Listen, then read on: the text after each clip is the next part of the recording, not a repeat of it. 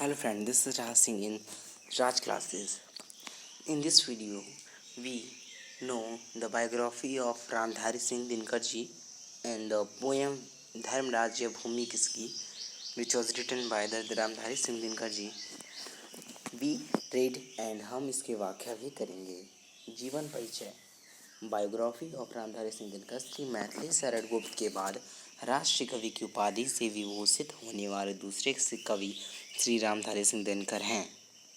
इनका उपनाम दिनकर इनकी प्रतिष्ठित ओज और पौरुष का प्रतीक है. दिनकर जी का जन्म 30 सितंबर सन 1908 में बिहार प्रांत के मुंगेर जिला में सिमेरिया गांव में हुआ था.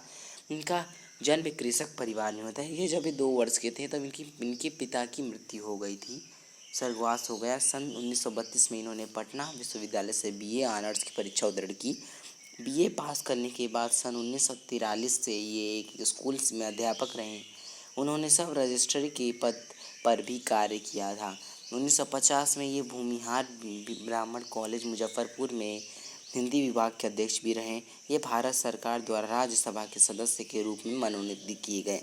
इन्होंने भागलपुर विश्वविद्यालय के उपकुलपति पद पर भी कार्य किया. भारत सरकार ने इन्हें पद्म भूषण की उपाधि से अलंकृत किया. इनके काव्य उर्वशी पर इन्हें उर्वशी ये बहुत ज़्यादा एग्जाम में पूछे जाते हैं.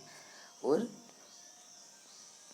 Urvashi which was written by the Ramdhari Singh ji Dinkar. ये अधिकतम क्वेश्चन में पेपर में पूछे जाते हैं. रामधारी सिंह दिनकर जी, इसी के लिए इनको उनको पुरस्कार ज्ञानपीठ पुरस्कार मिला था.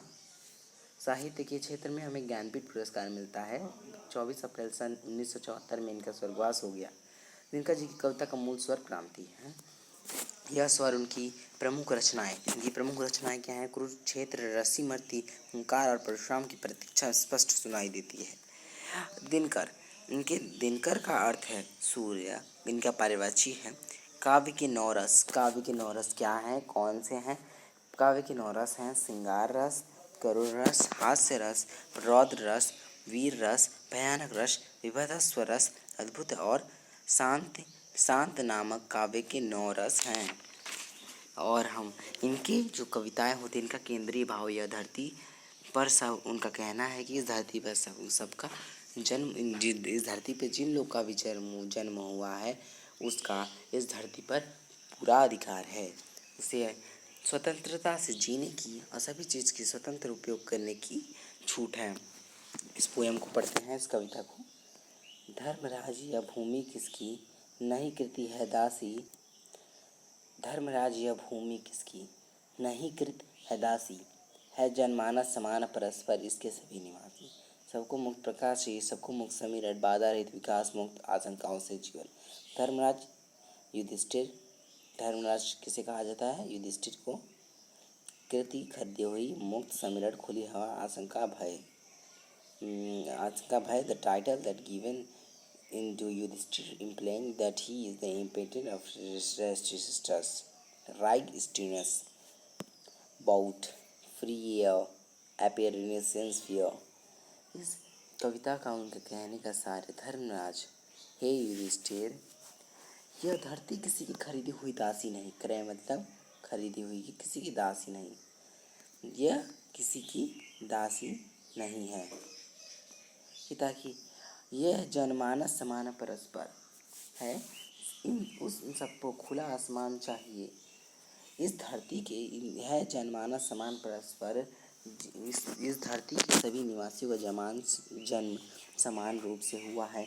उन सबको खुला आसमान चाहिए जिससे वे धूप और चांदनी दोनों का आनंद उठा सके. इनके सभी को मुक्त रूप से रोशनी तथा ज्ञान रूपी प्रकाश भी पूर्ण रूप से मिलना चाहिए. सभी को खुली हवा चाहिए. खुली हवा स्वतंत्रता के प्रतीक है. कवि चाहते हैं कि प्रत्येक मानव विकास करे और किसी प्रकार की बाधा उसके विकास को रोके नहीं. यही कहना है रामधारी सिंह दिनकर जी का कि सबसे अधिक अधिकार समान है. इस प्रकार कवि मानव के बीच होने वाले भेदभाव को मिटाना चाहते हैं। धरती आसमान हवा सबके लिए उन पर सबका समान अधिकार है। यही कवि गिरधर कवि रामधारी सिंह दिनकर जी इस कविता के माध्यम से कहना चाहते हैं। Thank you for watching. Please like and subscribe the Raj classes.